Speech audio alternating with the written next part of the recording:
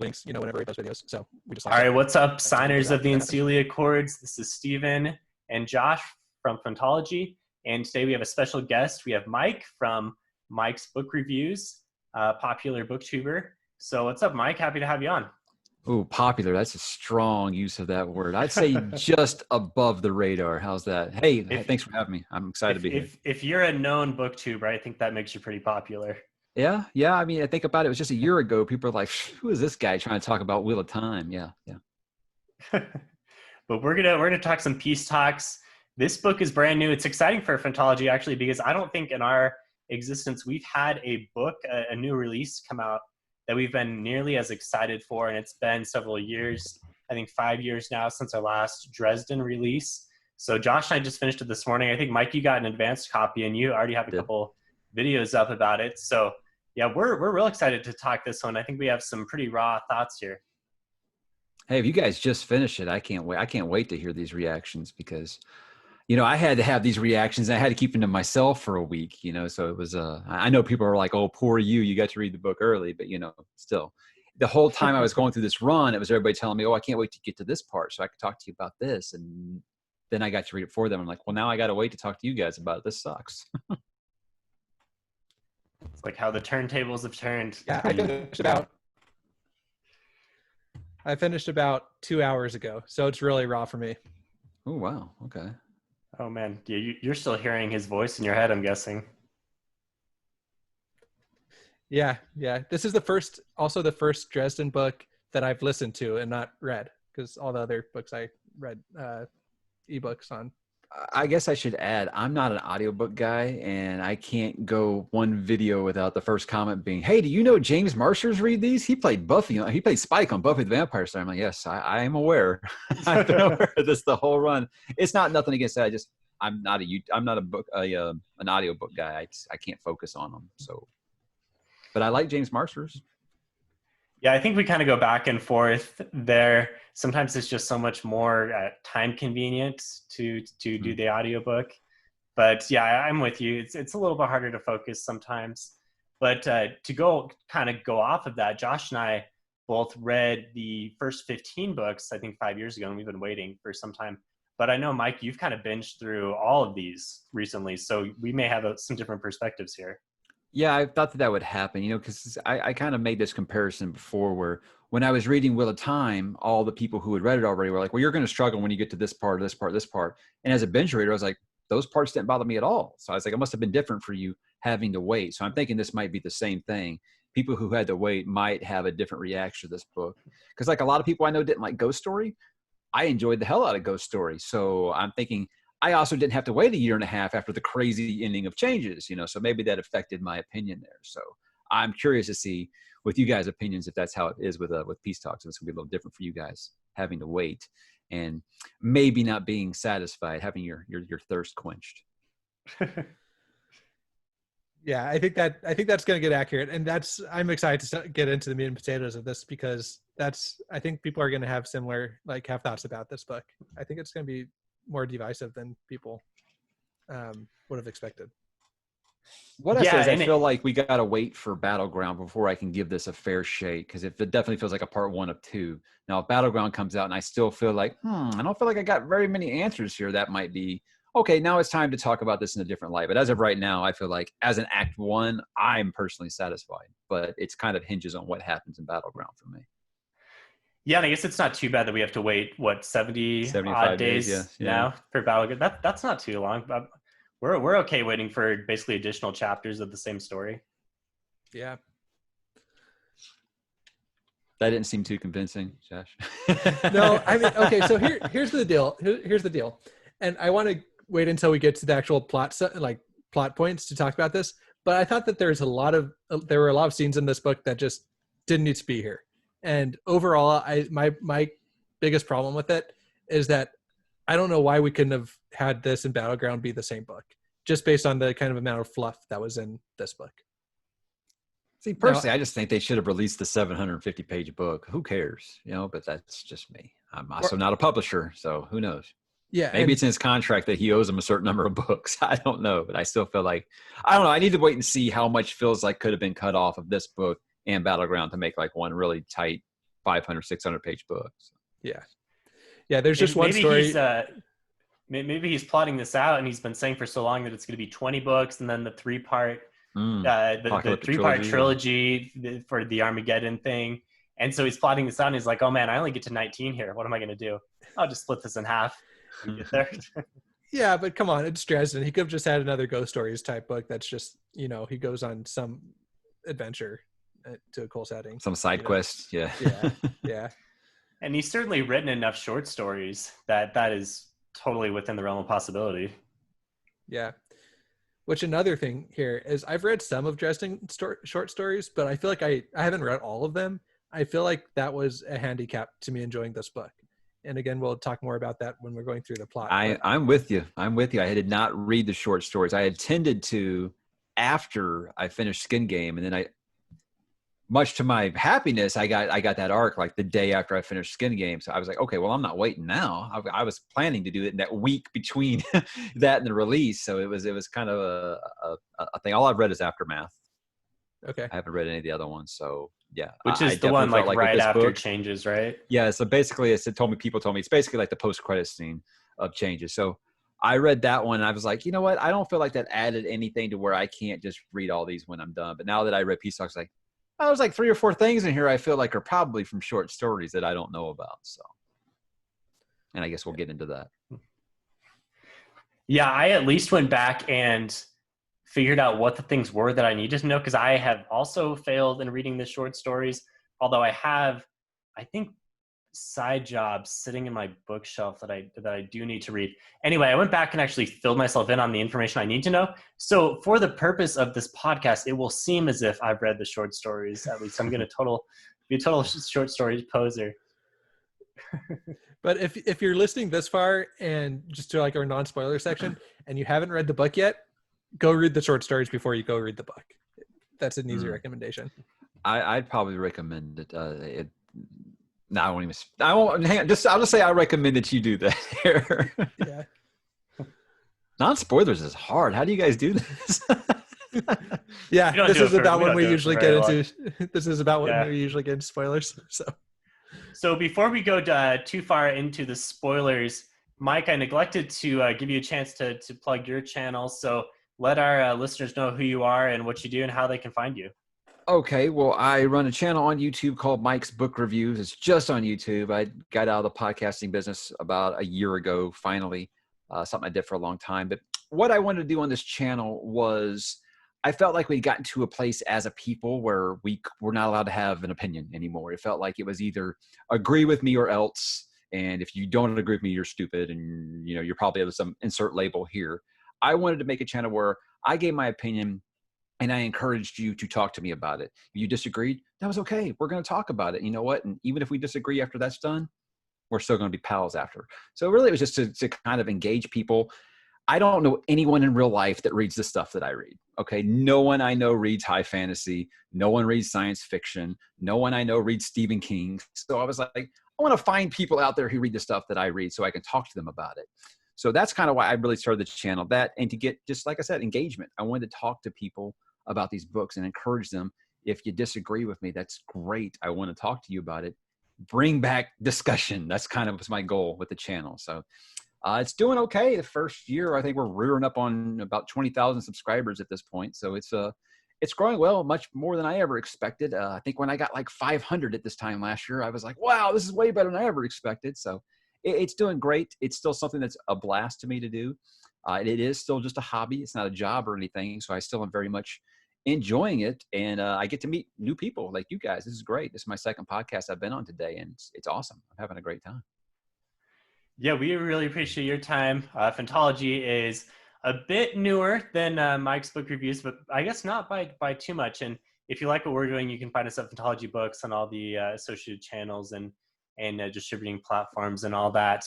But I think we are now ready to talk some peace talks, what you came here for. So we're going to kind of do our typical thing. We'll talk through the plot points and let Josh and Mike and myself give our reactions and some opinions. And feel free to drop us some comments on what you thought about it. Join our Discord and let us know, because I think this one, it was a little bit divisive. And before we do the spoilers, let's kind of briefly talk through our content warning that we like to give. So as a Dresden Files book, this one was, I think, fairly in line with what you'd expect from other books. There is some language, I think a few F words, and certainly some sexual content. Most of it is a little bit off screen, or Harry kind of averts his glance a little bit. But with the supernatural element, Butcher doesn't shy away from that sexual energy as well. And then on the violence scale, like every fantasy book, there's violence, but not too much. Well put. Yeah, I mean, if you've read this far in Dresden, if you're current, then there's nothing in this book that's going to surprise you at all. Okay, so as this one begins, book 16, Harry is running on the beach with Thomas, and they kind of do some expositionizing, and then Thomas drops the truth bomb that Justine is pregnant, and then Ramirez shows up, his warden buddy, and tells them that these peace talks are happening between the Fomor and the Accorded Nations, and that Marcone is going to kind of be is going to be hosting and playing what's the word? And Marcone will be hosting them, and Harry is going to be kind of contracted to provide security here and make sure that these peace talks don't go south. And Ramirez is kind of in this weird condition, and we get a little more of this as we go on. And he doesn't necessarily trust Harry, and it's because in one of the short stories, Molly actually came on to him as the Winter Lady and beat him up pretty bad. And because of that, he really distrusts Harry, because Harry is now, the Winter Knight, and so it's got kind of the same energy. And so Martinez and so Ramirez, his former friend, is uncertain of how much he can really trust Harry, and this is going to be an issue with him in the White Council going forward. And then Harry goes back to Molly's apartment, which is guarded by the Swartalves, and he has some pancakes with Maggie and Bonea, who is the spirit of intellect that they got out of his head finally in the previous book. So here's kind of how we begin the book. What do you guys think of some of these events? Well, first let's review who the Fomor are, because that was a little bit, they've kind of been smaller characters, smaller players, I think, in the Dresden verse, right? Yeah, so they showed up after changes in the big power vacuum that happened there. And After the Red Court, yeah. Yeah, after the Red Court got axed, and so they hopped in. They are traditionally, they kind of reside, under the water, if you will. And they have surfaced throughout all these different kind of areas that are near oceans and lakes. And so Chicago is obviously one of them. They're seizing power, and they're at somewhat of a standoff with the forces of Chicago, which obviously is where the Dresden verse kind of takes place around. But we do know that this fight is a global fight, that all of our different nations are fighting against the Fomor. So it's somewhat of a standoff right now, but they appear to have the upper hand, maybe a little bit. I don't know, that they're still pretty murky. I didn't think that they were this much of a threat until a little, I don't want to jump way ahead of you here, but until a certain entity shows up later in the book. But as far as right off the bat here, I'm like, okay, I bet as Ramirez not like, usually before he's like, hey, yeah, the Winter Lady, whatever, you guys do whatever you're going to do. And now he's all like suspicious, and I knew something was up. Was he using a cane? Does this mention in the beginning that he's using a cane? And I was like, well, what happened here? Did I miss something? This is like Deadbeat, I think, when he got like beat up pretty bad. I was like, it's been like, how long has it been since Deadbeat now? Like 8 years or something. So yeah, I knew something but I had missed something already. So I was already like, damn it, I should have read the short stories. Yeah, very similar for me too. I was wondering if this was, okay, full disclosure, I hadn't read the short stories before reading this book. I'd read some, but not all of them. And so this was something where I was like, is this going to be a mystery that's like cleared up in this book? And no, it just turns out that there's a short story I should have read. There's one other bigger interaction with Ramirez later on where he's really heavily leaning on his cane. I don't remember if he mentions that in this one as well, but I imagine if you have a cane in one scene, you probably do in another scene as well. And Harry asks him what happened and why, and he mentions being in a wheelchair as well. And I think he says something like, oh, I went up against, something that maybe I shouldn't have, or something is a lot of my league, something to that effect. And he doesn't give Harry a straight answer, but he just kind of like glares at him a little bit. And that's your understanding that it was Molly. It wouldn't be a Dresden novel without some poor communication between our characters, right? I mean, no all doubt. these problems could be fixed if they just talk to each other. So much so, yes. But the Justine being pregnant thing, I heard some people say they gave him like a changes type shock. And I was like, not for me. Maybe I was just expecting the first paragraph to be something big at this point. So that does not seem like a changes level thing. That's like okay, Thomas is getting a little bit more character development. That's at least what I read it as. Which is something I wanted, yes. Yeah, right. So it's like, okay, great. Thomas actually has to care about something besides himself and Justine now, So speaking of character development, what do you guys think of the interactions with Maggie when they're making pancakes? I thought this was some really strong writing. As a dad here. of young children, I thought it was adorable. I don't have another word for it. Adorable, flipping pancakes. Because I try to teach my kid to do that, and it ends up on the ceiling, So pretty good. Yeah, and especially recognizing that Maggie and Bonilla are like half sisters, kind of, because like she's kind of Harry's kid, in a sense, with Lashael. Yeah. So that's just kind of fun. Two kids from two different women. Yeah. And so that was fun. I loved it, and I want more of it. Honestly, this kind of makes Dresden very human in a way that earlier in the series, him driving around his little, blue Beetle and and living in this hole in the wall apartment and all that. Yeah. So it gives you as a reader something to relate to Harry with. Even if you don't have kids, you can still relate to, like seeing a father interact with his daughters. And so I thought it was really a standout part of this book for me.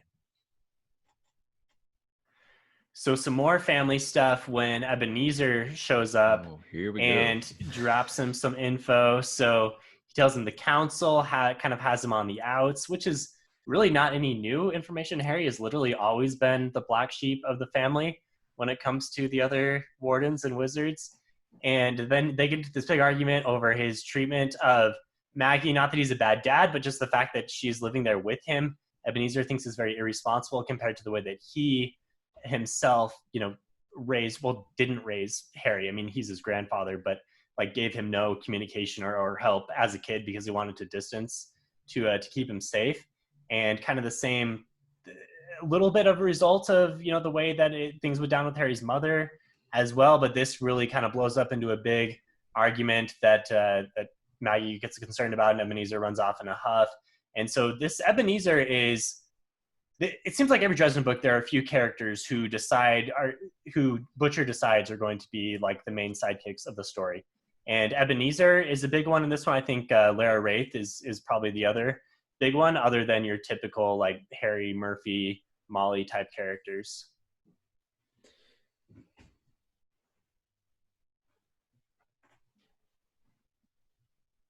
Yeah, Ebenezer bugged me in this book, to be quite honest. A little bit. Yeah. So like this first conversation, and I'm going to be skipping around because we're in full spoilers now. The first conversation, I was like, Harry, dude, just tell him that Thomas is his, second grandkid. Like, you just need to. He deserves to know that, And yeah, but like Mike said, we can't communicate in Dresden. Right. Instead, wouldn't have a good book then. Yeah. Instead, Harry waits until literally the worst possible moment, like, to do that. He just waits until like they're throwing down, about to kill each other, to like say, "Oh, and you have a grandson." It bugged me. This is the second part of the book. I'm sorry. Go ahead. So it bugged me as well, but I do think there's like a reason for it. It makes sense. Harry doesn't want to give him this information, which is going to further drive a wedge between them. He'd rather kind of just continue to get by. And it's not until he's really, really pressed to when it finally comes out. So I understand why the bad communication happened. But yeah, you're right, Josh. It bugged me as well.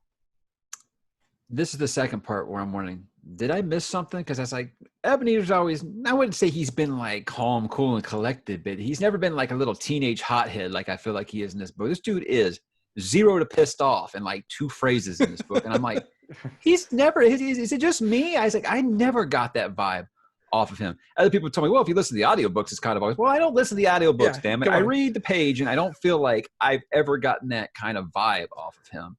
And he's like the type of guy that like, no matter what you say, all of a sudden he's flipping tables. That's what it felt like in this book. The whole time I was like, dude, like every time they were on page together, I was like, who's going to throw the first punch? That's how I felt the whole time. Who's going to throw the first punch?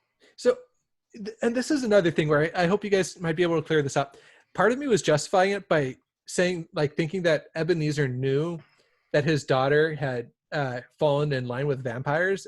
Does he blame her death on vampires? Like, does he know that much? I'm sure he blames Lord Wraith. I mean, okay, yeah, pretty much he's the one that was involved, but I don't know. I mean, I get it. I don't feel like we've ever gotten this tidbit of information before that. Oh yeah, he just freaking hates vampires to a point of just blindness. Yeah, it seems like that should have been something that came up before. Also, as soon as Harry knew, like, he's known about him and Thomas for years now. Like, but now it's too much. I can assume it's because he's around Maggie. That's the only reason I can think that it really set him off this much, because he was around Maggie too. But he also hasn't known Ebenezer's his blood grandfather until the end of Changes. And then there's been, a lot that's happened in a kind of a short time since then. So I could see that relationship kind of still settling into that relationship a little bit. Okay, fair enough. It still bothers me though. Like, it seems like you should, it seems like Dresden should have come up with a better way to communicate that. It's something I get from Ebenezer's point of view. Like, if you look at it from Harry's point, how Harry is with the ghouls, like, no matter what, he's always just going to have that blind hatred for them. Ebenezer's the same way with the vampires. I just don't feel like it's been given, that information's been given to us, and now it's just turned to 11 in this book. So, not bad. It just, to me, it surprised me at how just easily pissed off he was. Mike, by the way, since you mentioned Ebenezer and the audiobooks, he's got a nice Texan accent in the audiobooks that might kind of rival yours. I didn't know Haas was a Southern thing when I was writing. We don't say Haas in Texas, so I don't know how Southern that is. Apparently, I've learned it's like more of an Oklahoma and like Nebraska kind of thing. But I was like, people tell me that that's like full on Texan, but I lived here since 1993. I haven't ever heard anybody say Haas. Yeah. Ebenezer has always felt like the old, like, kind of dependable. And I did feel like this was just a character change for him. And it didn't really feel earned for me. See, and I was afraid to say that when I did the review, because I was like, what if like the longtime fans are going to tell me I'm wrong? And it's been like this the whole time, and I just missed it. But, somebody might come in and say that. So.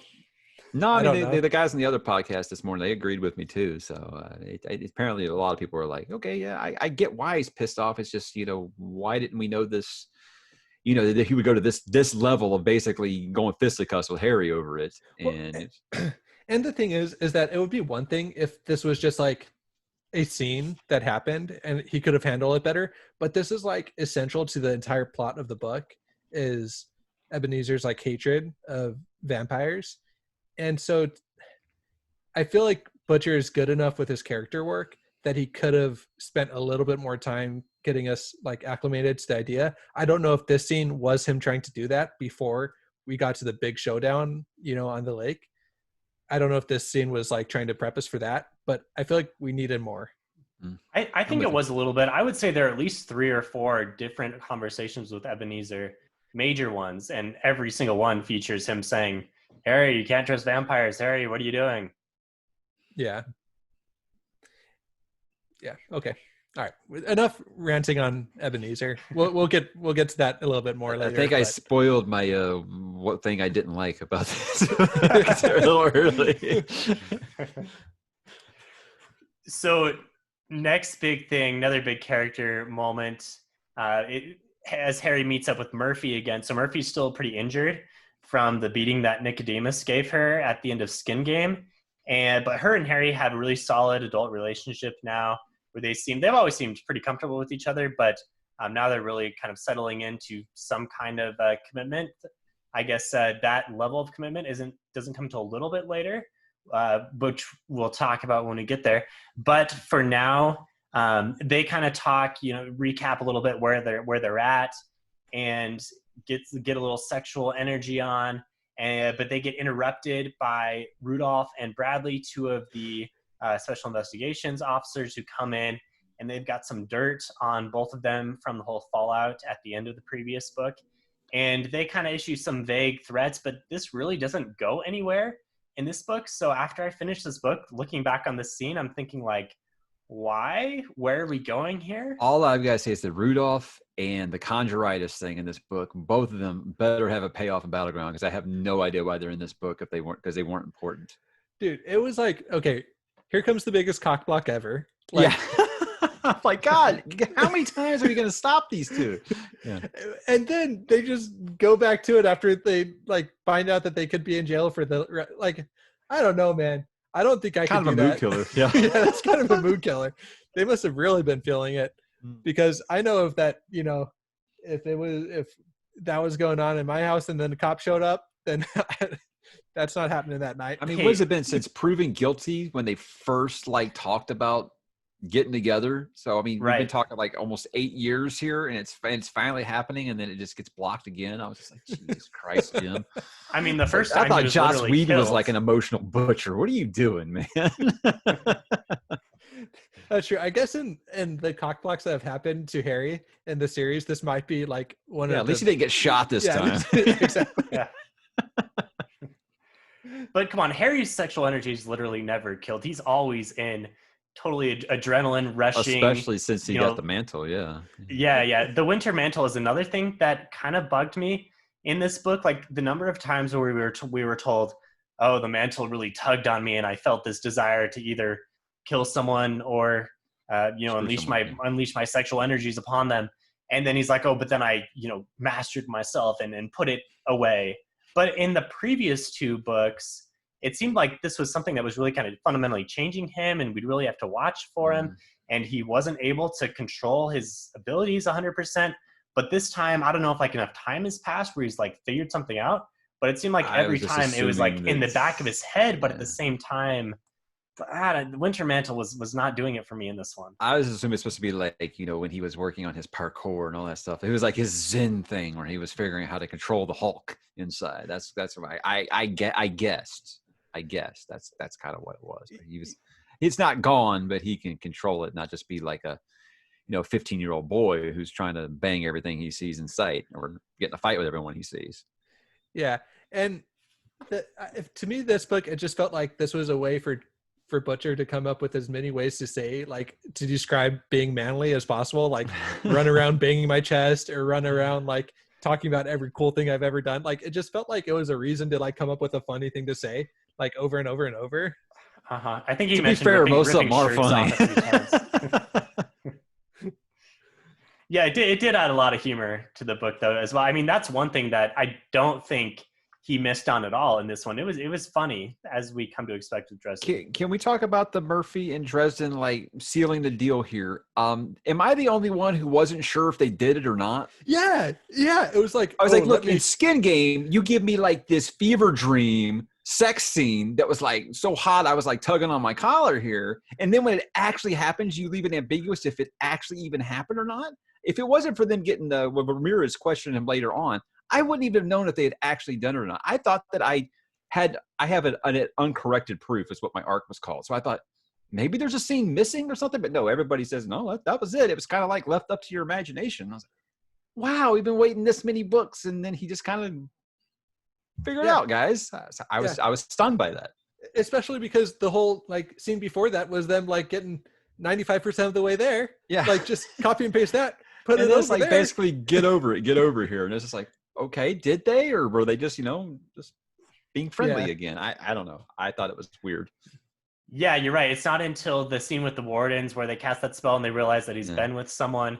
And then also when Lara touches him and she gets the magical energy against her, burned as a vampire. Yeah. My guess is that maybe some beta readers or something pointed out that they didn't even know if they had done it or not. So he added that random little spell with Ramirez, like, oh, has he been with anyone tonight? I you guess he know, just didn't think he could top what he wrote in Skin Game because it was yeah, good. maybe. So, because that's honestly kind of what it seemed like to me, was that looking back on it, that they just need to clarify that, yeah, they actually had sex, off screen. Apparently, and Hey, I I'm guess, glad. I'm glad they finally did it. Finally. Yeah. and in addition, like you see their emotional connection in a lot of other ways as well, especially later on. I'll just go ahead and say later on when they admit that they love each other out loud. And I think, Mike, you mentioned this, like just their silences, the way that they speak Yeah. I think to that each other Butcher's really. gotten better as a writer, and the fact that like he can write a relationship in a way where you don't have to write that corny, cheesy dialogue, which we use in our real lives, but we wouldn't want to write it down on a piece of paper and let everybody read it. He's able to get across the things that they're saying to each other without saying anything at all. I thought it was beautiful. I thought that was gorgeous. Yeah, for as much as I think in general fantasy books kind of struggle with believable romances, this has gotten to the point where I could see them like spending their life together, and they respect each other enough to where they could make that relationship work, like for the rest of their lives. As long as they figure out her like mortality part, that would, her short lifespan part, that would be really, really great. Yeah. That's true. It's like an Aragorn. It's like an Aragorn, Arwen thing, Arwen. right? Yeah. So, and I guess one other kind of thing there is interesting that even though it seems like Dresden and Murphy have pretty much sealed the deal and they are a couple now, there are still a lot of fans out there, fan theories that want Harry to be with other women as well. Like, I think it. after the Harry Molly people, I don't get it. You guys need to stop it. Just stop it. You're grossing. There's a lot of Harry Molly people. I think after this one, there's gonna be a lot of Harry and Lara Wraith people. And that one like might be earned a little bit more after this one when Lara kind of seems to have a thing for him. Yeah, that's what Freydis keeps saying. Like she likes you, like really likes you. Yeah, we can kind of get into that as well too. So is there just going to be like a swinger paradigm where like Lara is with Harry and then the Valkyrie lady is with I'm Murphy, convinced that if it wasn't for feedback, Jim would go all in on that stuff. But he already does. I don't think he's ever said it. I don't know. You guys might have followed his career longer than me. But I think he gets bothered when people call Harry a misogynistic character. I think he's bothered by that. And I was always, when I was reading, I was like, I don't see why people say that. The dude's went like 10 years without getting laid. How is he a misogynist? Because he thinks beautiful women are beautiful. I think beautiful women are beautiful. I don't consider myself a misogynist. So I think it bothers Jim. And I think that's why he kind of writes Harry a little more where he thinks these things, but he doesn't actually do anything. If he didn't get that pushback, I think he'd make Harry like James Bond. And if it had a pulse, he'd be like, yeah, why not? That's just my opinion. Sorry. And we're just getting Harry's like raw thoughts through a first-person narrative. So yeah, I think, right. that's reserved really, honestly, for what guys think. So honestly, so yeah, I'm with you. Yeah, here my take on this is if that bothers you, I understand why it bothers you, and Dresden Files isn't for you. Exactly. And that's not, I read those one star Goodreads reviews, and I'm like, why are you reading book 6 if this bothers you? Exactly. Like, did somebody just read the first book and then go like rate all the other books 1 star because of and like sure. it can be a legitimate concern for you, right? Like I understand it. I obviously like Dresden Files and I've read all the books and it's not a deal breaker by any means for me. So it's like just don't read it if it's something you don't like, There's so many books and you'll never be able to read them all. I always say, don't read something you're not having a good time with. So speaking of Lara Wraith, she's in the backseat of the new Blue Beetle, the Monster Mobile, and she's in the backseat with Mab, Queen of Air and Darkness, the Winter Queen of the Winter Fae, and they are just there to tell Harry that Lara is owed these favors by Mab, and Harry, you have to help her pay up, and so this is going to be part of the plot going forward. And the next thing that happens is Molly's apartment is on fire, and there's kind of this chaos, panic that's going on, and as Harry investigates and tries to save Maggie, he's frantically looking for Maggie who's in there, right? But he ends up realizing that Eitri, the leader of the Swartovs, was almost assassinated. So someone basically tore through the apartment trying to get to him.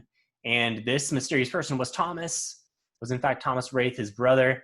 And Thomas is currently real bad shape. He's been beaten up. And it looks really bad for him because he has violated these accords, these, peace talks that literally like every force has agreed to. And it's really strange why he's done this. We have no idea why. We are going to get a theory pretty quickly. But for now, this kind of looks like, okay, we're picking up the plot here, going back to maybe a mystery like we've had in previous Dresden Files. And the mystery is, what is Thomas doing? Maybe who put him up to it, or what were his motivations? So what do you guys kind of think of this way to kind of really get the ball rolling? I just want to know what in the world Thomas was thinking. There had to be something that set him off. Like, it just doesn't seem like his style, right? I mean, he's had people like this before where he's always seemed to be pretty cool about it. But I mean, unless someone, I don't think that anyone could just say, oh, well, I'll get Justine or something. That's obviously his weak spot. That would get him hot like that. But what did they do to get him to that level? I just don't understand, because the Svartovs seem to not be like that at all. They seem to be like, you silly humans and your, sexual provocativity and all that, or whatever. I forget the words that they actually use, where they find it funny how we are. And something had to really, there had to be some serious freaking threats, or someone else has got something on them and said, here's what we want you to do. You got to go try to assassinate this guy. That's all I can think. I have no idea. That's my biggest thing with this whole book. And with the way it ends, with Thomas basically being sidelined and probably not going to be in Battleground, I realize I'm not getting this answer anytime soon. It's annoying, because now I have to wait for these books like you guys do, and I don't know what to do. So I really hope we get the answer in Battleground. I mean, even if Thomas is sidelined through the entirety of the book, he may or may not be, but we could still maybe like discover a new player or someone who's been manipulating things. Maybe this is part of the Black Council thing that's going on, and Harry finally figures something out. So he could like trust something out of someone, but yeah, Thomas wasn't it Goodman Gray who said there was like numerous people watching Justine? So I mean, I got to think that's connected somehow.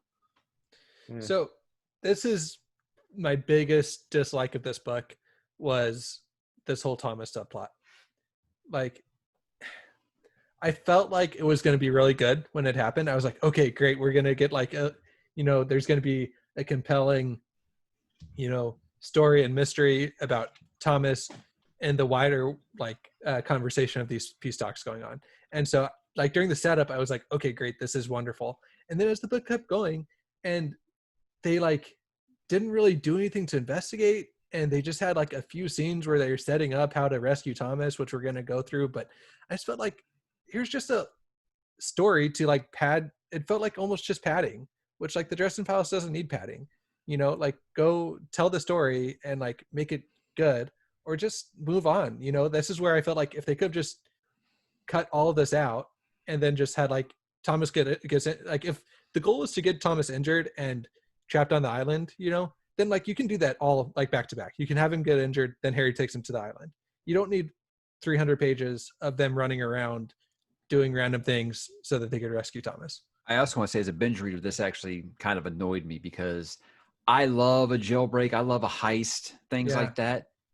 But Skin Game just did that, and it had a way better heist than this one. So I was it feels like you're following up a heist with one that's not really. It felt like a sequel. It felt like a big budget movie sequel where it was like, it wasn't as good as the original. Because I thought the heist in Skin Game was awesome. This is like the Ocean's movies.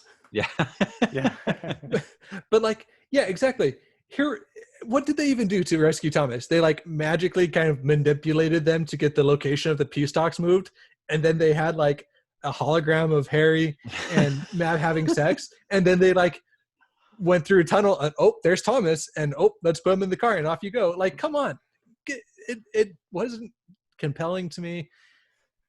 This didn't ruin the book for me, but I just felt like if we're going to have this subplot, have it be good, and like maybe he's figuring out why Thomas did it as well, and we get that answer.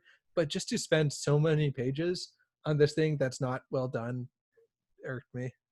Agreed. Harry and Lara, just to correct you there briefly, were the hologram. But Harry and Lara. And it seems like there's so much room for a better plot here, because we literally have like every single player from the previous book showing up here at these peace talks. There are so many simmering tensions. Yeah, I had no idea who River Shoulders was. Here. Yeah, and people we don't even know yet are coming in. Like, all of these guys have different beefs with each other.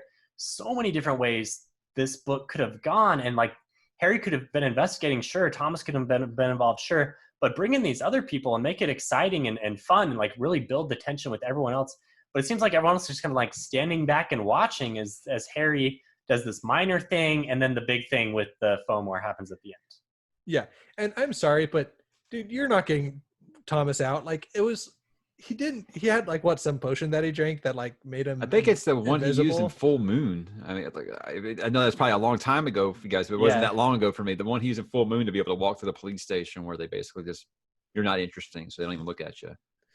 Right, but on it, when you have like literal dragons in the room and like like come on, and like I know that it did say like it had that throwaway scene where he looked at him and Odin and the dragon, they stared each other down. So was it Ferrovax? Is that thing Ferrovax? Yeah, Ferrovax. But it just seemed like you just like put literally the bare minimum of work to like make this plot happen. See, now it's not. Now you guys are trying to make it sound like I hated the book. No, that's when you put these things under the magnifying glass, you nitpick them. But there are certain things that I've come to expect from this series, and I feel like I want to wait for that second half of the book before I judge it. But as a standalone, I'm feeling like there's some things here that just don't feel like they add up the same way the Dresden Files book usually does. Yeah, so that's okay. That's great because in my mind, I'm like, it's been 5 years since I've read a Dresden book. I've read a lot more fantasy in that 5 years. I had like read fantasy before I read Dresden, but like I've gotten way deeper into fantasy since I read Dresden. So I'm like, did I just build Dresden up as better than it was? And now that I've read all this other fantasy, I'm like, it's disappointing to me because like I have higher standards now. With me, is I talk about my influence for liking the show is I loved Buffy the Vampire Slayer, I loved Angel, I love Supernatural, and I love John Constantine, Hellblazer. To me, that is the four things that make up the Dresden Files, right? Mm-hmm. And what this book to me kind of felt like is when you'd have a season of Supernatural where you're like, hey, it's like season 13 now or whatever, however many seasons are on the show. I'm like, it's the same plot line from season 7, but it's not as good.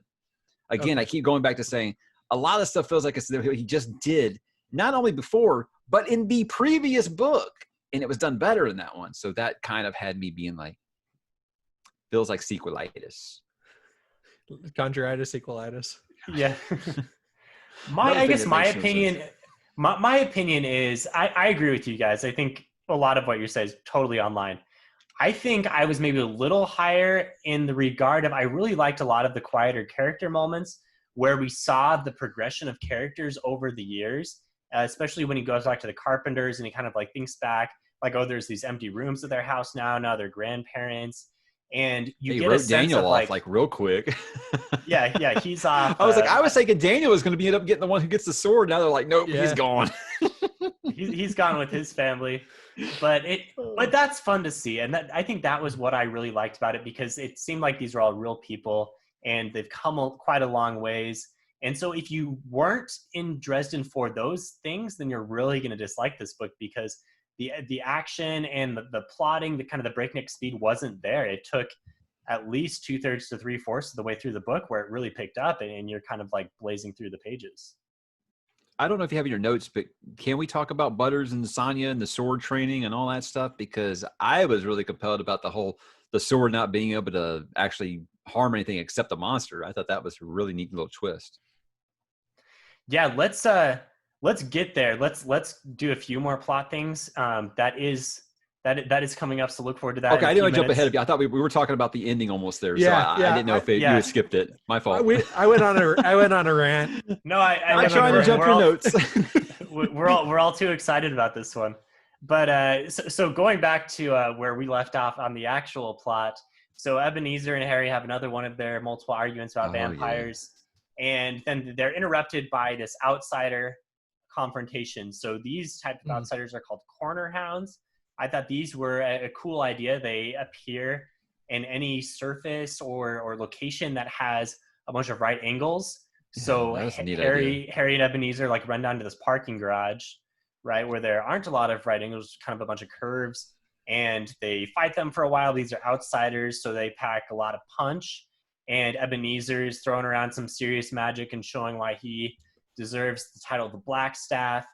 Harry distracts them with this kind of messed up birthday present that he's got ready for Butters, which is like super loud T-Rex singing happy birthday, but it's like at a decibel level that no one could really withstand without destroying your eardrums. And not to help, and it doesn't help that they're in a parking garage, so it's like literally blasting everyone's eardrums apart. The corner hounds are distracted by that, and they set up this ring of fire, and they are able to banish them. So I thought this was fun, and I was kind of I was really kind of skimming through pages here, not skimming through, but really getting into the meat of the action here.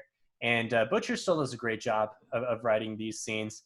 Good combination of humor and nice action and magical ingenuity.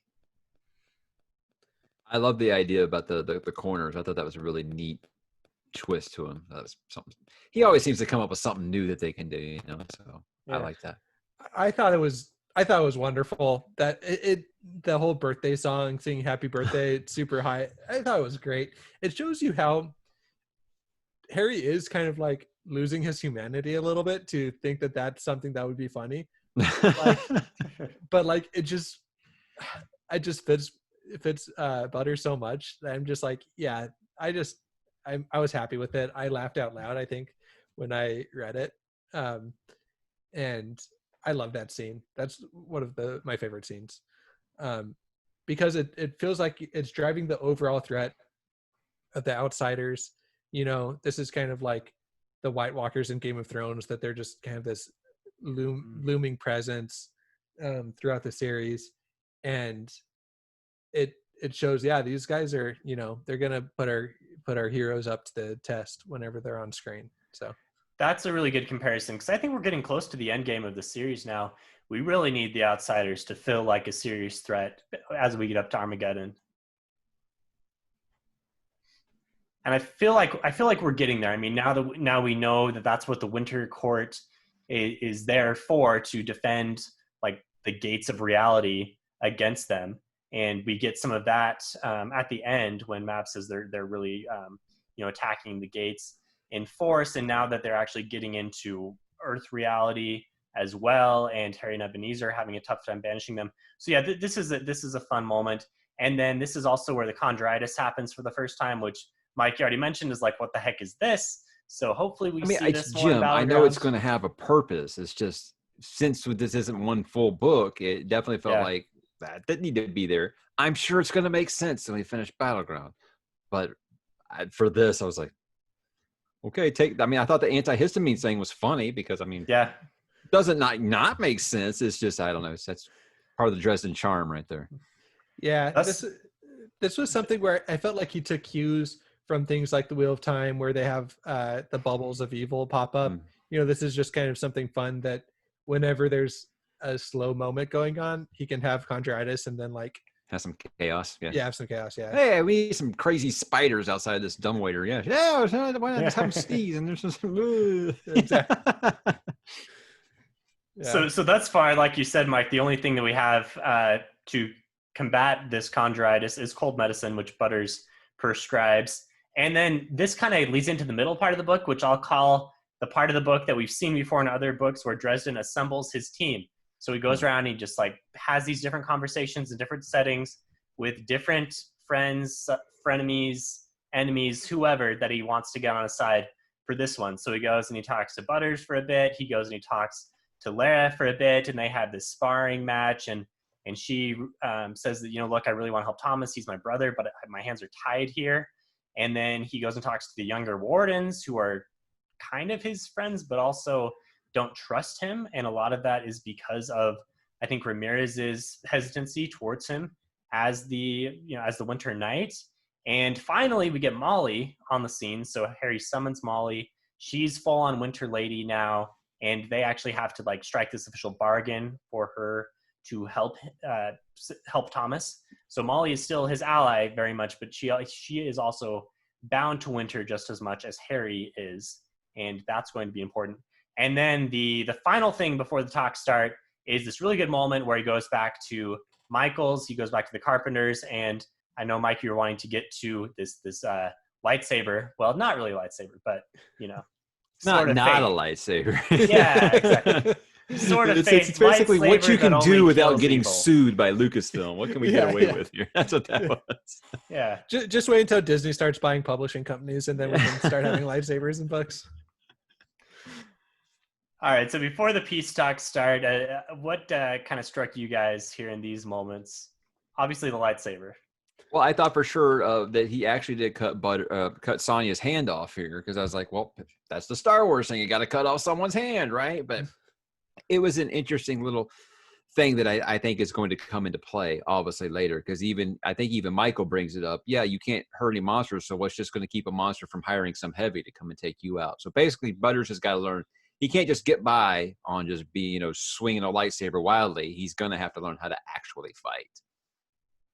Yeah, that's what I took out of it. And this is so cool. I feel like we're seeing, like with Butters, we're seeing a normal guy, quote unquote normal guy, become a hero. Yeah, and I really like what Butcher's doing with that, because with Dresden Files, we jump in and Harry's already a hero. He already has some wins under his belt. He's already kind of established himself.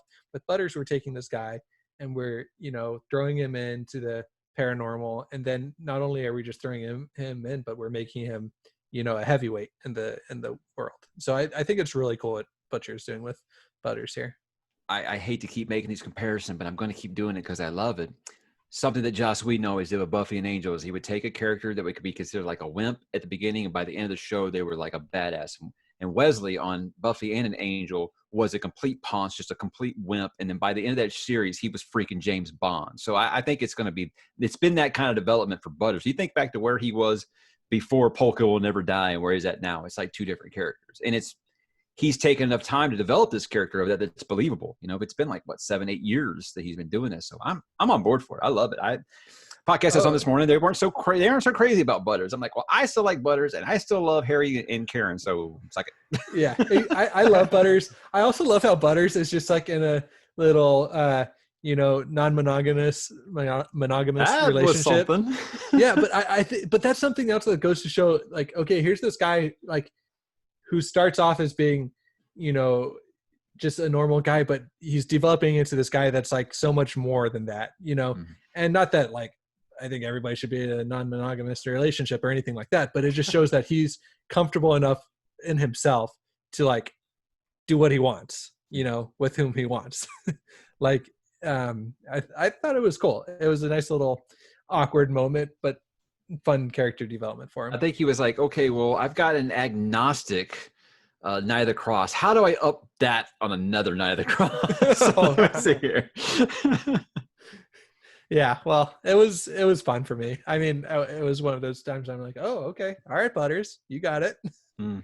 And I guess speaking of Knights of the Cross, we're still looking for one more. Number 3, right? yeah. Like I think I've got to finally let go of my Murphy one, unless she's going to use the sword as a cane. It's probably not going to happen. But I've been championing Murphy for that sword for a while now. It's been hinted at for long enough. My next theory was it was it. going to be Daniel, the way they were setting that up. Obviously descended of Michael, descended of Charlemagne, anything like that. So I thought that's where he headed. But like I said, he wrote that out in one sentence in this book. So that ain't happening. So I have no idea who's getting that sword. And I don't think we're going to find out. I don't think we're going to find out until that trilogy. Yeah, it seems like it could be a big moment at the end. Maybe a twist we're looking forward to at the end. If it ends up being Harry, I'm going to barf. Yeah, come on.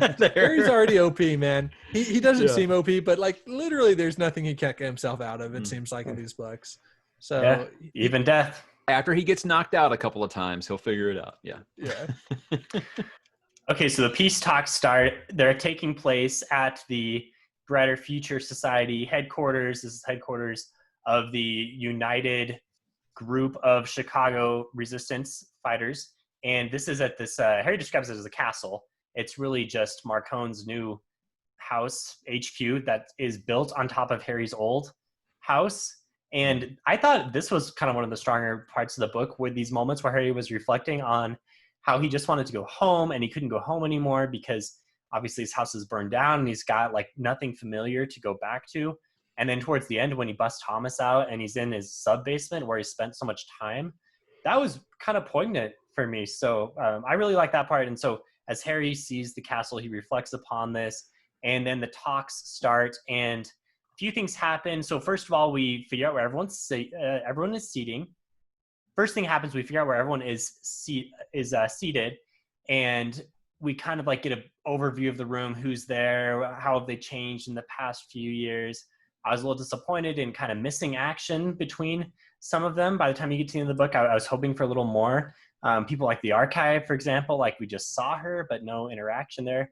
Maybe a little bit. Of course, she has hips. Of course, she has hips now. Because she's of course she's older. I was like, wow, he just could not wait till she got old enough for him to write that. I will say that's one time. These are times when I'm like, okay, Butcher, like, okay, we get it. Can't help yourself. Yeah. Yeah. So Lara meets with Eitri and gets not a bargain, but she at least gets Thomas to be moved to Marcone's castle out of the impregnable Swartov place. So now we think we have a way to get Thomas out, because we can get through the security of Marcone's castle, which really doesn't quite make sense. Like, I don't see Marcone being lax on security, so it feels like really a bit of a plot hole. one security guard. Look, and this guy flew over brick by brick a castle from what country? Europe, somewhere in Europe, so that it could keep its enchantments up. Like, you'd think he's just gonna here's a flume that goes down to my secret dungeon. Yeah. Like, come on, give me a break. Seems strange. It did seem a little simple, yeah. So, but anyway, that's how when we talked about not liking the Oceans sequel plot, the heist plot here. Yeah, definitely Oceans 12, and Skin Game is Oceans 11. Yeah, for sure. Yeah. So Harry also talks with River Shoulders, who is a Sasquatch. I knew I'd missed something when this guy came up. Yeah, so he way too much backstory for this not to have been something that seems important right away. There are actually 3 short stories that establish him. I haven't read any of them, but I did read a summary of them, so I at least know kind of what happens in them. And the strongest comparison I have with River Shoulders to another fantasy character, I'm going to say Loyal from Wheel of Time. You know, like this giant wise guy that's, you know, writing a book.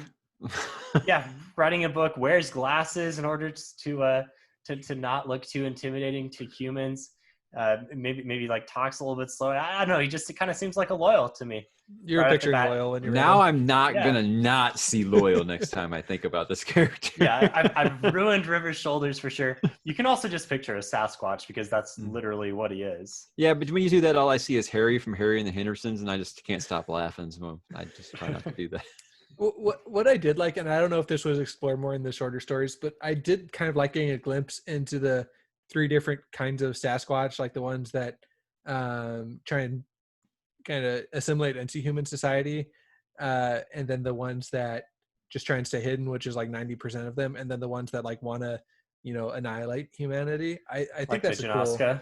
Yeah, the Janoska. I thought that was a cool, you know, little side politic scheme that Butcher came up with. I do think even upset that there wasn't more actual like peace talks in a book called Peace Talks. I mean, were you guys kind of disappointed? I guess there was one point where I felt like Jeff Goldblum in Jurassic Park. I was like, you are going to have peace talks in your Peace Talks book.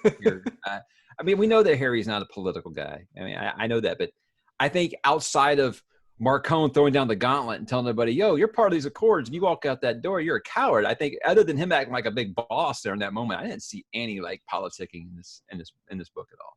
It got close. We got to the point where we were supposed to have him, but we immediately didn't. That was the extent of the talks. I know. I was ready. I was like, okay, I'm going to go into this book. I'm going to have like, you know, all these wikis on hand. Because I know I'm going to be lost in, you know, some of the smaller minutia of what's being discussed. And then quickly I realized, I'm like looking at how much more of the book I have left. I'm like, we're not getting peace talks in here. I was at like 88%. I was like, it isn't going the way I thought. So yeah, exactly. So I was like, my overall thing, and this is just, it's still jumping ahead. I'm just like, why couldn't we have just cut out the fat with Thomas's storyline, with his high storyline, and have actual peace talks in here? Because that, to me, that would have justified the 2-book arc. It's like one book, you know, going through all these peace negotiations and really firming up alliances, and then having it fall apart. And now all these alliances are together. They've established this this greater, you know, alliance, and now we're ready to take on these big bad guys. So But make we it a didn't get that. political intrigue book. We haven't really had. I mean, we do get some politics always between different courts, but like politics between all of supernatural, I guess you would say. Yeah. Yeah, I was expecting like a Jack Ryan book with this or something, you know, his take on like a Jack Ryan book with humor, of course. Yeah, again, I'm not one who needs everything broken down like that. I was just rather surprised. I thought this was going to be the actual like negotiation. And then I assumed the next book's called Battleground, being, oh, well, guess the peace talks didn't go so well. That was kind of how I thought it was going to go. But I think that was just too on the nose. Well, so I think we're supposed to move on from here, like with all of the characters and all these different, players in the Dresden verse, like all being allied now. I'm afraid that's what's going to happen, and we're supposed to buy it because they had these peace talks. Yeah, it definitely feels like it's supposed to be that unifying us versus them kind of moment. Yeah, we gotta, you unite or die kind of thing. So I think the issue with that, and I guess we're further jumping ahead, but I don't think there's any holding us back at this point. But I think the issue with that is the force that they're supposed to be allied against doesn't really seem earned. Like this goddess Titan comes in, right? Ethnu, and this is now the big enemy, and the Fomor have like enlisted forces. Maybe they've crossed a line here, and now they're going to mess with the mortals too much, and so everyone else that was previously squabbling is going to get together to fight against them. And I guess that's what you're saying. You guys are worried about that's going to happen. It's not going to feel right. And I think the problem is that they just kind of like threw in this Titan goddess in out of nowhere. It's like, who is this person? And this is now going to be the big bad. Is that what we're thinking? Like, what happened to Paul Black? If you can flick Mav through like 3 walls like that, then yeah, I think so. It's right. And what happened to the Black Council thing? Because that was what really caught my attention quite a bit over previous books. Like, I want to know about the Black Council, because that seems really intriguing. I like the idea of a traitor and everyone. And who the hell is Cowl? Yeah, it's still a thing. We have no idea. So, okay, if these answers come in Battleground, then we'll all look back on this book and like it more, I think. But yeah, exactly. I just feel like we needed more motivation to really care about this new big threat, as I think to them whole at the outer walls, is that what they're called? Them whole like that whole thing is supposed to be like, look, whatever our problems are, we need to take care of that, because if that goes wrong, we're all screwed. I think that's what we're supposed to take it as. Yeah, and there was that throwaway line like, oh, the outer walls have been under attack as of the last hour, and so like here's like, well, they're working together, but that doesn't seem like it's really how you should write conflict. Like these two huge powerful forces are now allied against everyone else in the space of 10 pages. Yeah, so I guess we hope that really figures itself out in Battleground and makes sense and seems a little more earned than it did towards the end of this one, at least. Should we talk about the whole Starborn thing? Because we finally got some answers for that in this book. I liked that. That's been kind of a lurking mystery for a while. Maybe you guys can explain it to me, because I'm not going to lie and say like I completely understood what was going on here with the whole Starborn thing. The problem with binge reading these and not having the break is I didn't have all the time to theorize, and think about all the speculation and crazy theories like I've done with Song of Ice and Fire since the year 2001, bastard. So these are some of the things I wasn't even thinking about, like Starborn. And I do feel like the Starborn thing in this is like, it does feel like it's like 2 sentences and then it's never touched on again, right? He just kind of like mentions it. Ebenezer just kind of mentions it to Adam. Yeah, he mentions it after they fight the Corner Hounds. I think it comes up one more time towards the end. He's talking with someone about this. I don't remember who it is. But what exactly does this mean? I mean, also I've heard people saying that Elaine must also be Starborn too, and I'm like, why? Yeah, what am I missing? I think she has to be, right? Because weren't they born at the same time? Or okay, I might butcher this as well, because honestly I haven't thought about this a ton going into it. So if we're making mistakes, let us know on Discord or drop us a comment or whatever. But from my reading of the book, my understanding is if you're Starborn, you have some power over outsiders, which Harry has in this book, and he has had in He Who Walks Behind in previous books. And what it just means that like you're born every 666 years leading up to a big apocalyptical event. And so that is coming. We know that's coming. So Harry's role as the Starborn is going to be crucial in fighting against the outsiders at the time. I don't really know. Seems kind of like this prophesied hero type of thing is coming up. Okay, because I was like, man, I totally missed something here. Because is it been said that him and Elaine were born at the same birthday? Did they have the same birthday? Has it said that before? We might have to wiki that, but I know I've heard that Elaine is also must be a Starborn, so I feel like that's confirmed. But I can't give you. I just figured this was just from me reading too fast, because I was like, I feel like I missed something there. And then the fact that we do get that answer, and like I said, it's like 2 sentences, and then we don't hear about it again. What? Yeah. Isn't that kind of a big deal? Okay, yeah. Another rant time for me is one. I've always liked the idea of Harry not just being a chosen one, like that. Okay, here's this hero, like that's.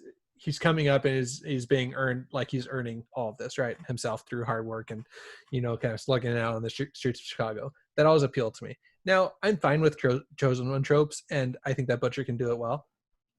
So that kind of bugged me, but I'm also kind of okay with it. But then throwing in the fact that now he can just kind of do whatever he wants with these powers. Like he can just have it be so that he can just banish outsiders, and that he can put his will against them, and that he can like just get this whole new power set that we've never seen before. That bugs me. He wasn't OP Additionally, enough. Yeah. Additionally, it also bugs me that the entire White Council knows about this, right? They all know like Dresden's birthday. Right? You can assume that if he's this big prophesied hero, that they know about it, right? They're not stupid. So why the heck did they, if they knew that he was their literal save, like only way to be saved, why did they put him under the doom of Damocles? Like, why were they almost to execute him? Why are they kicking him out of the White Council? There should be like kind of a Rand situation where like they know that he's kind of dangerous, but they're keeping him close because they want to be able to like, control him, just big overview of that. Like they should be politicking to make sure that he does what he needs to do, not like constantly trying to kick him out of the White Council. Maybe it's like the Severus Snape thing, and they actually loved him the entire time. Just why, like this doesn't make sense to me with the White Council. Why are they going to execute Harry if he's the only one that can like prevent the outsiders from coming in? Like it. Okay, I looked up Word of Jim. He says Harry and Elaine are just a few months apart in age-wise, so for all intents and purposes, the same age. This is one of the reasons that Justin had handpicked both of them to adopt. It wasn't just random kids with power. This was Jim Butcher on her having the potential to wield power over outsiders. So I think that makes a lot more sense now that I've read that. I never read these Word of Jim things while I was reading because I didn't want spoilers. So now I can read all these things. I'm excited.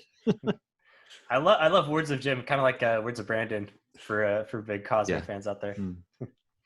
But why isn't Elaine more of a character then? If we're thinking that she's almost certainly a Starborn, she's only in 2-3 books. I said that in my Peace Talks wish list is I hope I'm not going to get massacred for this, but I was like, I'm indifferent on Elaine. I've never cared. It's not that I dislike her. I just don't have any opinion at all because I feel like it's when you have a buddy that you made in high school and you say you got to be really good friends, and he talks about this girl that he dated before you even knew each other, and it's like, I mean, you care because that's your friend.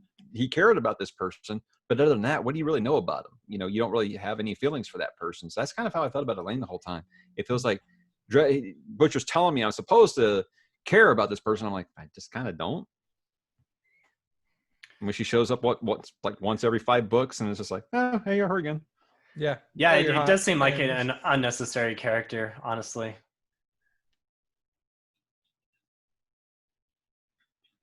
More necessary, right? Yeah. Unless he's planning on having her come in and be the second, key to defeating the outsiders is Harry has to get her. I don't think he'd have her keep coming up if she was just kind of going to be a throwaway character. So he doesn't seem like he does anything just for the heck of it. That's why I'm saying, okay, give the Conjuritis thing a break. It's going to make sense. So like if Justin, and I'm sure that there's theories abounding in this, but maybe Justin was the one that was actually trying to defeat the outsiders, and that's why he was like trying to break them free, like teach them dark magic, which He was was really magic that could. actually a good guy. Yeah. Well, I mean, maybe, or maybe the outsiders were on, maybe Justice was on the outsider side, and Elaine is going to be like the ace that the outsiders have up their sleeve to be able to, to take on Dresden. Yeah, it's been hinted at for a while that someone's going to betray Dresden. Could be Elaine.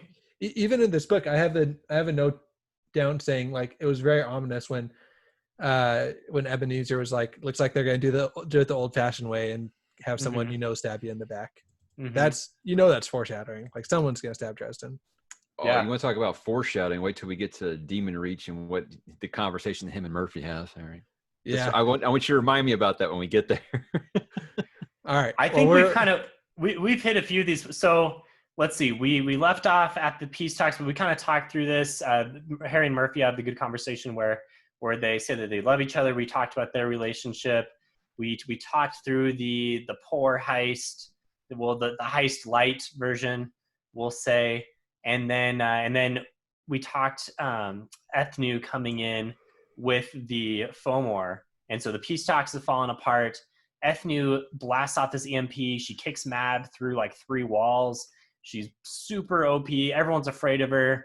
This seems like the most serious threat we've seen to date because we have a gathering of it includes Odin, a literal god, who's there. So there's some really heavy hitters here, but everyone's afraid of Ethnu in this magical eye that she has. Marcone is able to hold them together after this all falls apart.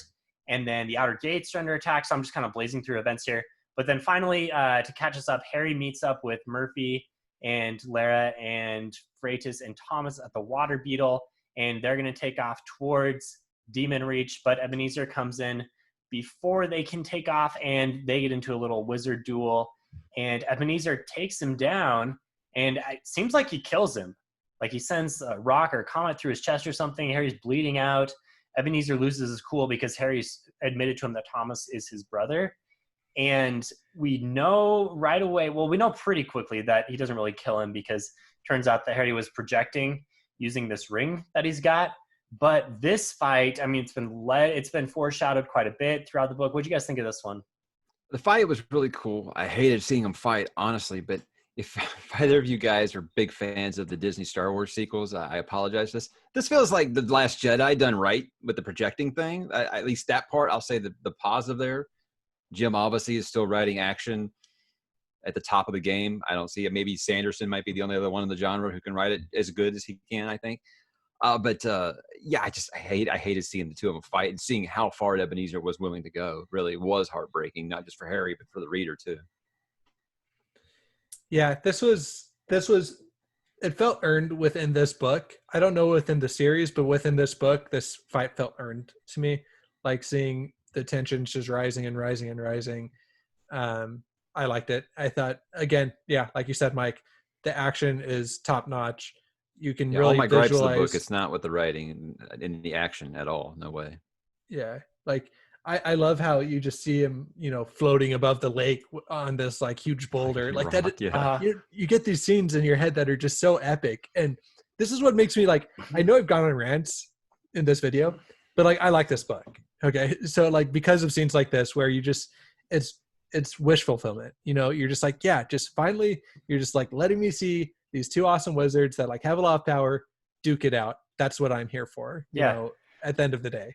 I would say every Dresden book for me, I can think back to the book and I have like 1 or 2 visuals that come to mind, like, oh, that was the T-Rex one, or oh, that was the heist one, or oh, that's the one with the they fight in Chichen Itza, etc. And this moment and probably the parking garage moment were the two that stood out to me. Maybe a little bit with Demon Reach when he's fighting with Lara and Freitas. Yeah, but all the Demon Reach scenes just kind of blend together in my mind. It's just kind of like, okay, now Harry's at this dark, dreary island. Well, I really like how he controlled the island and make the trees move around and stuff and fight for him. Yeah, that was cool. Made me think of the Ents. Yeah, I always like Tolkien. Sorry, but so does Butcher.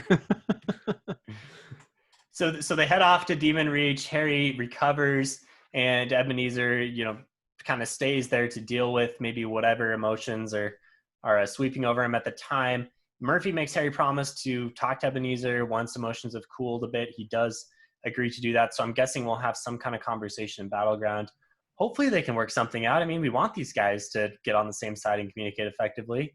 We haven't seen it ever. I want to think they could, but who knows with this new page that Ebenezer's turned over where he's just pissed at the world. I'm not so sure. So Harry goes and he imprisons Thomas in Demon Reach. This, I guess, has been his contingency plan all along. It's a bad deal for Thomas because he has to feel the pains that he's inflicted on others, like for eternity, for as long as he's there. And Harry isn't exactly sure if he's going to be able to get him out, or if he is, how he's going to be able to, cure his issue going on here. So it's a bad situation, but it's like the only thing that he can do, I guess. So I think I read that differently than you, Stephen. I think that he had to feel all the things that he's inflicted upon others, like when he got in there, and then while he's in there, he's just like in stasis. Like, I don't think he's continually feeling that. I could have read that wrong, but well, I hope that's the case. Maybe either I'll way, go back and check that. Either way, still has like kind of this atonement type setting where he has to like experience all of this. Yeah. I think that's going to be really.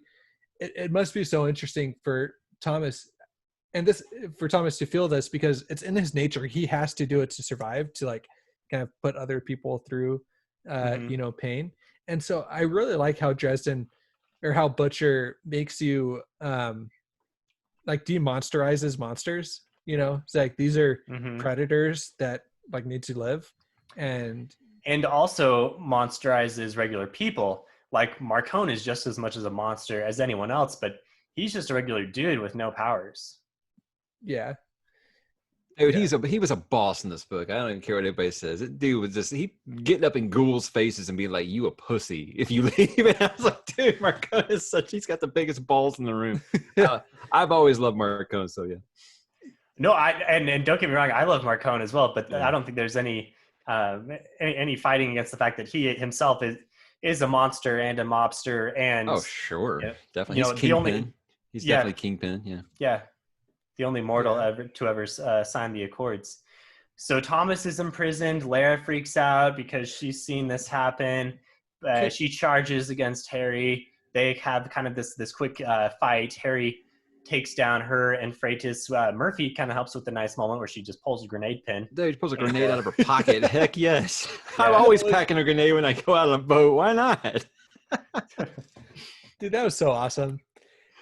Stephen, can I just step back to one thing you said? Okay, so another thing that kind of bugged me about this was the Accords in general. Like, in my mind, they've always been like, here's these eternal Accords, I guess you could say. Like, they've always been around.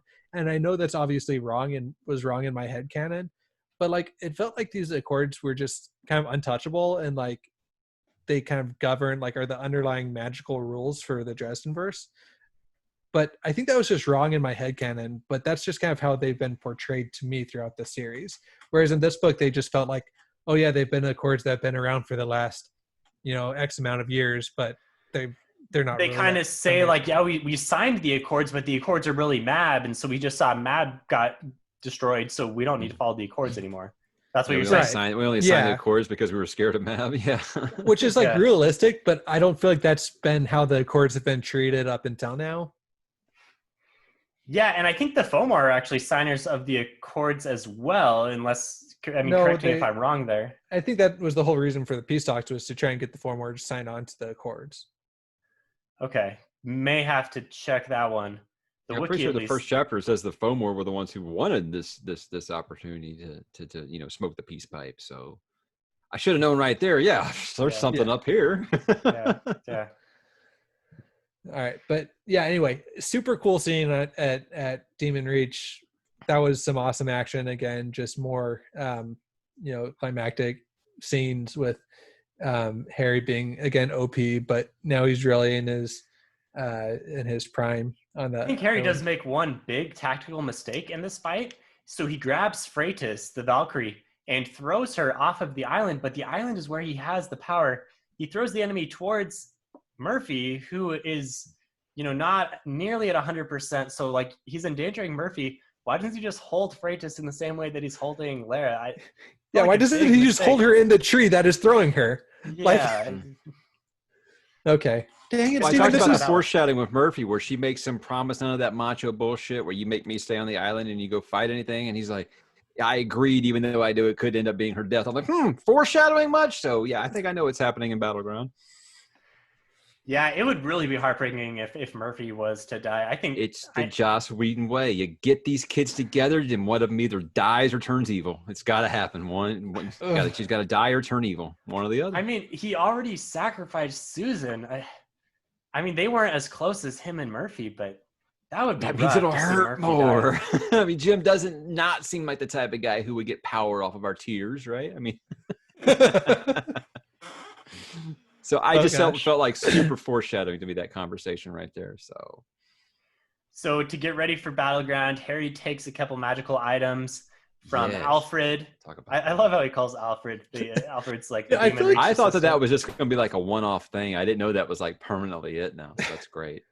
I feel like this is to the roots of Dresden, where he's just like being so immature with these like eternal beings that like are so much more powerful than him, that he just gives them like a nickname just to be a prick. You know, he's just like, yeah, you're Alfred. Yeah. And in this case, Alfred brings him a couple items that he got from the Hades vault in Skin Game. So he's got this Amathene. I might have said that wrong. Amathene, close enough. And this is like this magic ritual knife that will hopefully imprison Ethnu. I don't think it's any secret that this is Harry's initial plan. If this is his initial plan, we know it's not going to go right in Battleground. This is what he's going to start with, we can assume. And he's got this placard, which we don't know much about. Harry seems to know something. So we're going to see these items for sure in Battleground. That's kind of where we start. And then they hop on the boat. They take off back towards Chicago, where I'm guessing stuff is about to go down. And we will meet back in 77 days.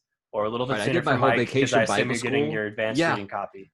I did get the notice that I will be getting it. I don't know when, but the publisher did say they were happy with my review, so I guess I'm approved now. They'll send it to me.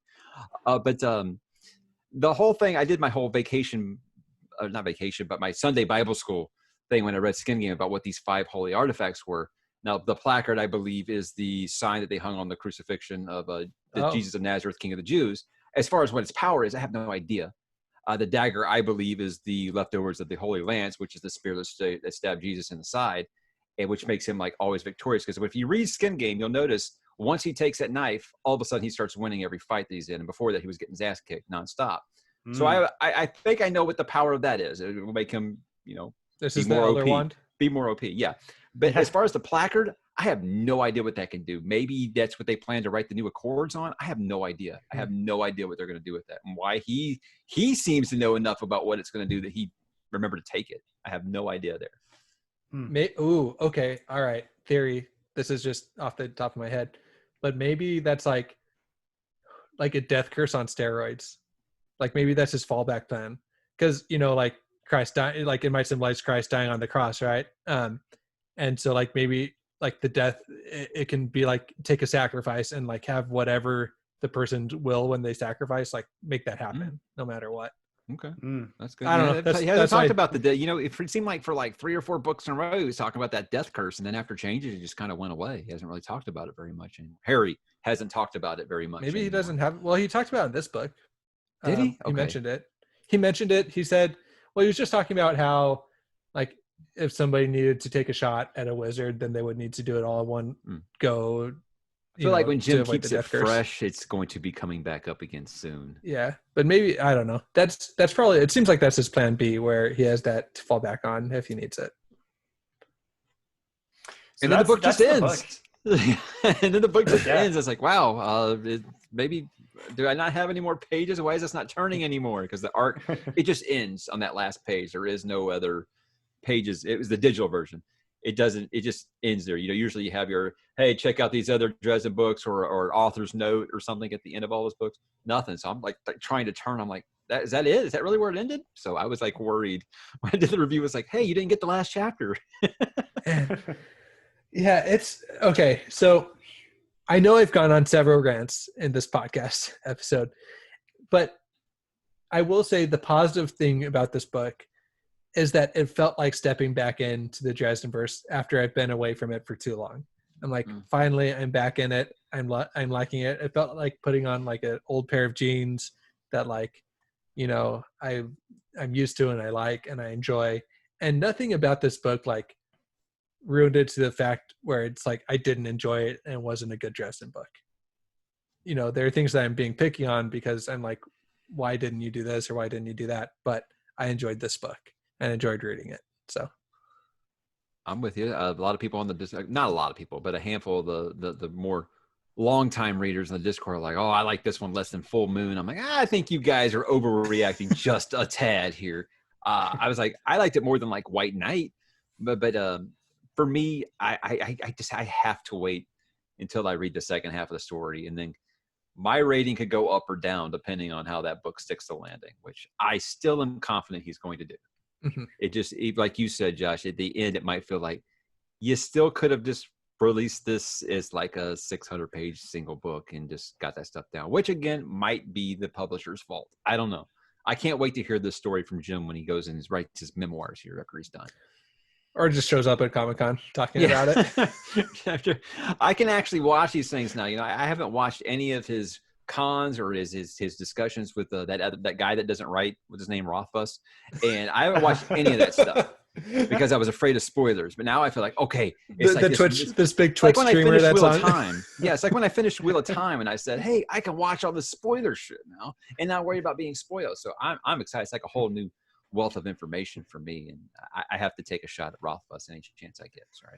Guys recording videos in front of Cheerios boxes complaining that people are asking them about where the book is. It's like, well, it's been like 11 years. It's not like it's been like a month. I mean, chill. He's acting like he just handed you book 2 and you asked him where book 3 was. I mean, yeah, it's like, man. Be realistic here. We've had we've had this exact same conversation in our group so many times. I love that you're on the same page as us. But the thing is, it's like, I'm not even a big Kingkiller fan. I read Name of the Wind. I thought it was fine. I didn't get out of it what everybody else did, but then everybody told me, well, book 2 actually isn't as good. And I'm like, well, if it isn't as good, I think I'm going to go ahead and tap out. So I haven't been suffering, but I hate the way that he snaps at his fans. I hate that. So George R.R. Martin gets shit all the time, and he never gets nasty with his fans over it. So Mike, do you remember how when we were talking beforehand, I told you that Steven got me to read Dresden and promised me a book every year? And then he also got me to read Name of the Wind right before Doors of Stone comes out. And then he also gets me to read Gentlemen Bastards. And so, like, seriously, like, I blame Moral of the story, do not follow through on my book recommendations. Well, if you here's want to my read more. thing is... No, do, but just... If it's Sanderson, I'll do it. If it's Sanderson or Joe Abercrombie, I'll do it because I feel like they write at a good enough pace that I won't be disappointed. Everyone else, if this series ain't complete, I'm not starting it. That's my George R.R. Martinitis there. I will not start it now. Like I said, I started reading A Song of Ice and Fire. There were 3 books out. So I've been there since the year 2000 with that series. And I've been waiting for 20 years, and I've gotten 2 books since then. So, yeah, I will not start incomplete series ever again unless it's a writer as prolific as Sanderson he probably released a book while we were recording this. I mean, that's just Sanderson. Maybe he finished the novella. He did. And he put it out for free on his webpage, and it's 500,000 words. I mean, that's just Sanderson. He's a robot. He doesn't stop writing. Yeah, my brother-in-law just got Dark One, so I'm going to go overread that. He's going to lend it to me. Yeah. All right, so that's a wrap for Peace Talks. This has been really fun, guys. Before we close, I think we've been critical quite a bit, but people are not going to believe that I liked this book. I really did. People got to understand that when you put these things under this kind of magnifying glass, the things that you didn't like are usually going to come out more than the things you really did like. But I really actually liked the book. I gave it a 4 out of 5. So yeah. Oh, wow. Did we cover your prepared worst to the best already? I have one more that I could kind of like throw out there, little minor thing, but I don't know if we've already done the ones you guys had thought of. I could do mine real quick. What I didn't like I said, I already talked about, is how Ebenezer just turned into a teenage hothead in this book, seemingly out of nowhere. But what I really did like was basically Butcher finally solidified the Harry and Murphy relationship. No more will some beastie say, oh, you and your girlfriend, and Harry won't be like, that's not my girlfriend, like he always does, when someone says that. No more of that. So, that was what I liked the best. That, and also the reference to the I don't know if you guys are as old as me, but the reference to all of your base or belong to us, that just made me laugh out loud because that's just always something I thought was hilarious. I've used that meme for years. I think I kind of know what that is. I knew it enough where I was like, I know this is funny, but I should Well, it's like figure out Harry, why then he exactly says, I don't it's even know funny. what that means. I'm like, yeah, sure you don't, Harry. Okay. Or Stars and Stones. It's like, you don't even know what that word means. He's like, oh, I would if you would have told me. Yeah. Things like that. The dialogue, I think, is still obviously as great as it always is. The pop culture references are always on point. There's even a Buffy one in this one. So, of course, I've heard I don't know if this is true or not, but I've heard Butcher only puts those in there to make James Marsters say them because he was on Buffy. I think that's hilarious if it's true. So, I don't know. Yeah. All so I want, okay, before I start saying the positive things, I want to say my worst of the best because I want to get one more negative thing in before I start, gushing on the book. But I'm generally not a fan of like fake deaths. Like I think that what happened in Changes, like that's an earned fake death, like where he dies, like actually has consequences from dying and then like finds a way to come back to life. Like that's earned. I'm fine with those kind of fake deaths. But when it's like a fake death, like what happens here where it's like, oh, he's dead for like half a page, then that bugs me. And like I get that it happened so that Ebenezer could see how far he was actually willing to go and that maybe he could actually see that he was out of control and needed to give it a check. But like fake deaths just to serve like a plot device bug me. So that was my worst of the best. Here's this, probably my favorite scene was this duel between Ebenezer and Harry, but the fact that he like died for half a page bugged me. I was like, really? You're killing Harry again, Jim? That's so 4 books ago. What are you doing? Yeah. It was like the same thing when Chewie died in the last Star Wars movie for like 20 minutes. That bugged me too. We both made Rise of Skywalker. We both made Disney Star Wars sequel references to that scene. So I think maybe this is where Jim's head was at. Yeah. I'm trying to frantically think of one, but I don't think I can come with one. Did I take yours, Steven? No. I mean a Star Wars reference. A Star Wars reference. No, my worst of the best, and I think I mentioned this, was I really liked Harry's reflection on home. The fact that he didn't have a home anymore. He talked about, wanting someplace to go where he felt safe, and he's got some places that are kind of like it, but he doesn't have it. And he goes back to his old sub basement, and it's kind of this poignant moment. And there are a lot of moments in the Dresden Files that have kind of hit hard for me. Just some like inner reflections that Harry has. And I think it's really strong. And even though, I mean, Dresden is totally, it's more of like on the Pulp Fiction side a little bit, more of kind of a fun romp through Chicago with magic and wizards stuff. But there's a lot of pretty, nice, strong stuff here as well. And so I thought this home thing was as well.